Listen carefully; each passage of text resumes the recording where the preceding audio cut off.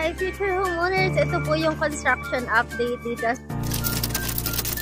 sa ating Eco Verde Lipa, and yung nakikita nyo po ngayon, yan yung ating Block 7. So Block 7 po yan ng mga premium townhouses natin, and itong lupa pa lang na nakikita nyo sa likod ko, yan po is Block 8 natin. So ayan, rising na yan, Block 14 yan, Block 5, Block 6 yan, yung part na yan. And then, ito, so syempre nandito tayo sa may part ng amenity area. So ayan, makikita nyo na po yung Block 11 din yan, yung Block 11.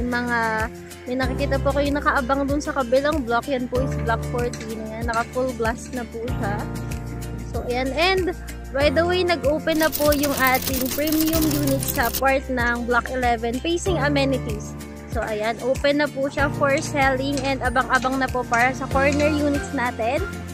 Ayan, kasi po for selling na rin po siya sooner. So ayan guys, and time check, alas 5 na po ng hapon, and continuous pa rin po yung paggawa ng mga units natin. So ganyan kasisipag yung mga construction team natin dito sa Eco Verde Lipa. Kaya kung gusto mong kumuha ng unit, ayan, i-message nyo lang po ako nang makita nyo yung isa quotation, and pa-schedule na po kayo ng site visit. Ayan guys, happy house hunting!